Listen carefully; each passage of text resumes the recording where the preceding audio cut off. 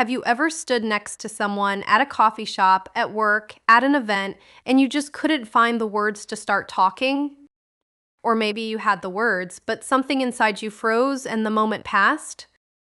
And now you're replaying it in your head thinking, why couldn't I just say something? Okay, so here's the first thing I want you to know. This doesn't just happen to people learning English. It happens to everyone. People who've spoken English their whole lives still get stuck. Still overthink the opener. Still walk away wishing they'd said something. So if you felt this way, you're not weak, you're not behind, you're human. In this video, I'm giving you 7 real conversation starters that will help you talk to any stranger in English, naturally, confidently, and without freezing up. And here's why this actually matters in your life. When you can start a conversation easily, doors open. Friendships start, opportunities show up, interviews go better, people remember you. And here's something that actually shocked me when I first read it. A study published by the University of Chicago found that people consistently underestimate how much strangers enjoy being talked to. Like, we all walk around thinking they don't want to be bothered, but the data says the opposite. That's not an opinion, that's science. So the next time you hesitate, remember, the other person is probably more open than you think. Now let's get into it. Okay, so imagine this. You're waiting for a meeting to start. There are 2 or 3 people in the room you don't know. The silence is awkward. Nobody's saying anything. This is the easiest moment to use a simple observation opener. You just look around and say something like, "Looks like we're still waiting on a few people." That's it. That's the whole thing. It's low pressure, it's not weird, and it invites a response without demanding one. Observation openers work because they're neutral. You're just commenting on what's already happening. Now here's one for a more social setting. You're at a networking event, a workshop, a class, somewhere where people are gathered for a common reason. Walk up to someone and say, "So how did you hear about this?" It's a genuinely curious question. It doesn't feel like small talk because it's specific to the moment. And people love talking about themselves and their choices. One question like this can open a 10-minute conversation without you having to carry it alone.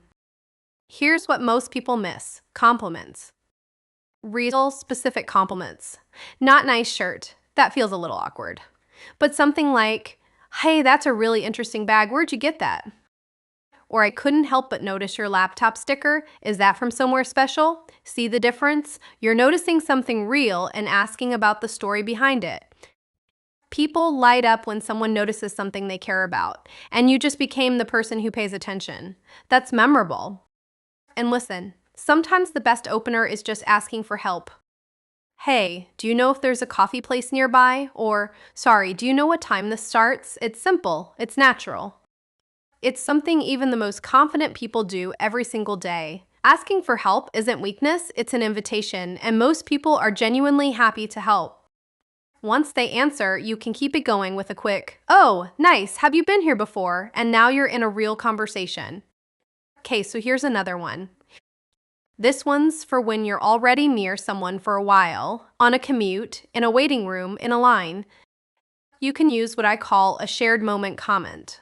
Something like, "Man, this line is moving slow," or, "I think we've both been waiting longer than expected." You're not being negative, you're just naming what's true for both of you. Shared experiences create instant connection. It's the reason people bond during storms or traffic jams. You're using that same human instinct, just intentionally. Now here's the thing. Sometimes you'll start a conversation and you'll want to keep it going, but you don't know how. This is where follow-up questions save you. Anytime someone gives you an answer, find one thing in their answer and ask about it. If they say, "Oh, I heard about this through a friend," you say, "Oh, nice. Have you two known each other long?" You're not interviewing them. You're just following the thread. And this makes the other person feel like you're genuinely interested, because you are. Here's one that works incredibly well in any professional or semi-formal setting. If you've seen someone present, perform, or do anything in public, even just lead a meeting, go up afterwards and say, "Hey, I really liked what you said about specific thing. That part about X stuck with me." Specific, genuine, and it shows you were paying attention. This works because everyone who puts themselves out there in public secretly wonders if anyone noticed. You telling them that someone did, it matters. and it starts a real conversation, not a surface one. And here's the last one, and this one's simple but powerful. When you're introduced to someone through a mutual connection, use that bridge. Oh, so you know Marcus too. How do you two know each other? That question alone can build 15 minutes of comfortable conversation. Mutual connections are social glue. Use them. Now, if this is making sense and you're getting value from this, hit that subscribe button right now. This channel is built for people who want practical, real-world English that actually works in your life. More videos like this are coming and you don't want to miss them. All right, let's talk about mistakes.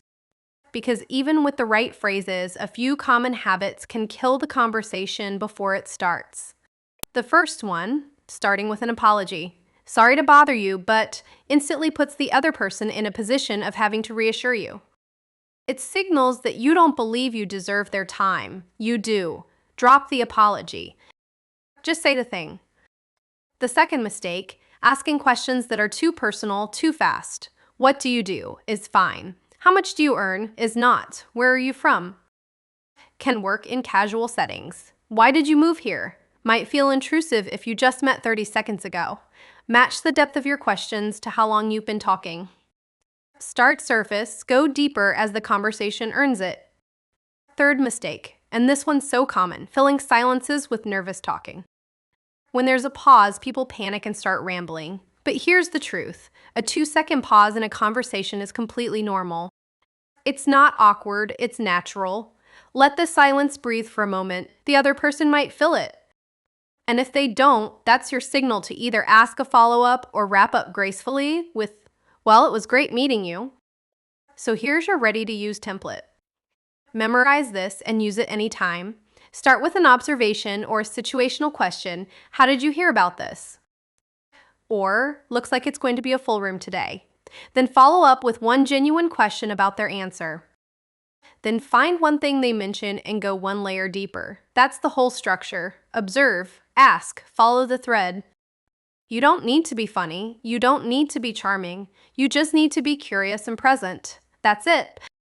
That's what makes people want to keep talking to you. If this video helped you, give it a thumbs up. It really does help this channel grow. And if you want to keep improving your English with practical, real-world lessons, hit subscribe so you never miss a video.